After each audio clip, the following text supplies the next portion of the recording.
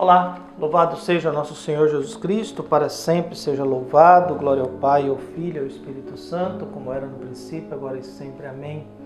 Queridos irmãos e irmãs, paroquianos da nossa paróquia, Nossa Senhora da Abadia, Diocese de Cristalândia, graça e paz, unidos na fé nessa quarta-feira, dia 6 de novembro de 2024, pedimos a Deus que abençoe e ilumine a todos nós, fortalecidos na fé.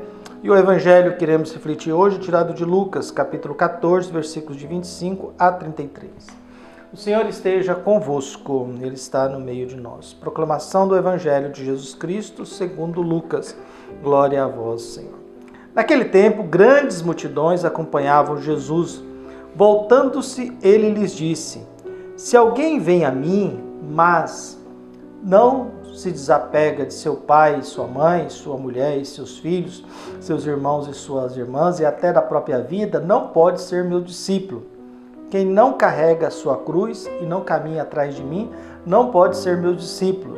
Com efeito, qual de vós, querendo construir uma torre, não senta primeiro e calcula os gastos para ver se tem o suficiente para terminar?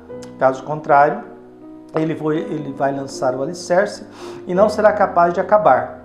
E todos os que verem isso começarão a caçoar, dizendo: Este homem começou a construir e não foi capaz de acabar. Ou ainda, qual rei que ao sair para guerrear com outro, não se senta primeiro e examina bem se com 10.000 homens poderá enfrentar o outro que marcha contra ele com 20.000? Se ele vê que não pode, enquanto o outro rei ainda está longe, envia mensageiros para negociar as condições de paz. Do mesmo modo, portanto, qualquer um de vós que não renuncia a tudo o que tem, não pode ser meu discípulo. Palavra da salvação. Glória a vós, Senhor. Jesus, caminhando para Jerusalém, se volta para a multidão e diz: quem não renuncia a si mesmo, quem não assume a sua cruz e não me segue, não pode ser meu discípulo. Quando a gente fala de seguimento, significa que eu vou caminhar atrás de alguém. Quando a gente fala de seguimento, quer dizer, eu estou caminhando atrás de alguém. E alguém está indo à minha frente me mostrando o caminho. Quando Jesus se coloca como esse é o mestre, ou aquele que deve ser seguido, ele começa a ter alguns critérios de exigências. E um dos critérios de exigências é o desapego, é o esvaziamento, é o abandono de si mesmo nas mãos de Deus. É o ser humano que larga a própria vida de lado para seguir Jesus. Assume a sua condição humana, a sua cruz, e segue a Jesus. E o critério de Jesus agora é: vocês, antes de me seguir, verifiquem se são capazes. Nós estamos caminhando para Jerusalém, haverá paixão, morte e ressurreição. Jesus começou a fazer o seu anúncio nessa viagem, a última viagem dele, a ida para Jerusalém. E é nesse contexto que Jesus pede à multidão e aos seus discípulos: avalie bem se você é capaz de construir uma casa comigo, avalie bem se você é capaz de enfrentar uma guerra. Se você não é, não comece. E se você vê que vai perder, procure a paz. Procure a paz. Se você vê que vai perder a guerra, procure a paz. Se você vê que vai construir algo e não dá conta, não comece. Então o seguimento de Jesus começa com esses critérios. Primeiro eu preciso saber se eu dou conta, se eu sou capaz. Muita gente entra para o seminário e ao descobre que não é capaz. Eu, durante muitos anos, fiquei num grupo religioso e eu cheguei à conclusão que eu não sou capaz, eu não dou conta.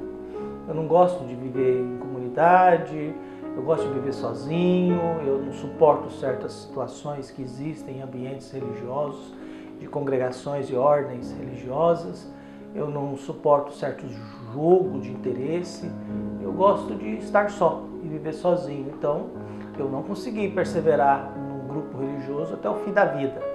Persevero como padre, isso sim, como padre eu gosto, e gosto de missa. Eu gosto de se rezar, eu gosto de cuidar da paróquia, isso é o meu mundo.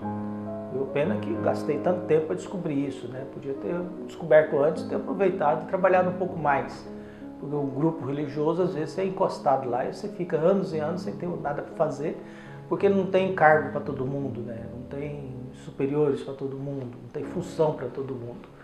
uma grande parte vive sem fazer nada, ou dentro de casa, só cumprindo tabelinha, escala de serviço, de missa e confissão, nada mais além disso.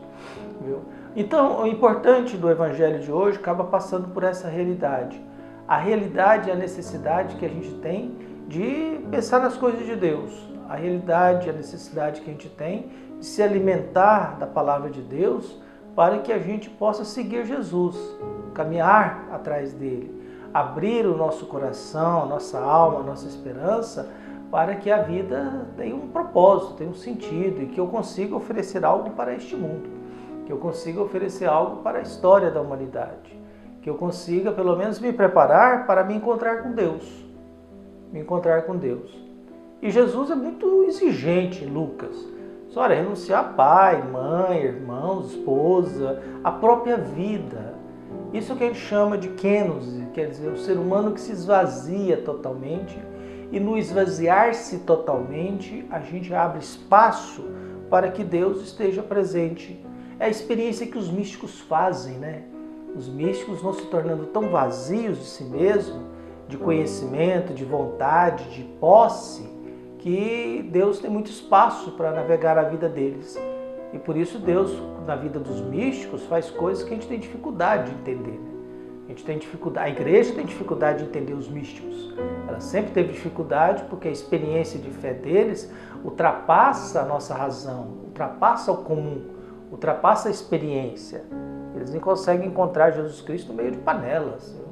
E a gente é convidado no exercício da vida e olhando a nossa vida, esse negócio de seguir Jesus. Eu aguento, eu suporto isso, eu dou conta, porque muitos não dão.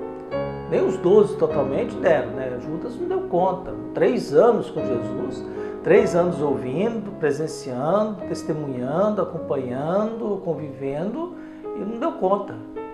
Por isso a fragilidade do segmento, ela é muito frágil. E a gente sempre tem que olhar, eu dou conta de construir essa vida, essa história, estou pronto para passar pelo que eu tenho que passar, ou eu vou ser humilhado e vão fazer chacotas comigo porque eu comecei algo e não consegui concluir.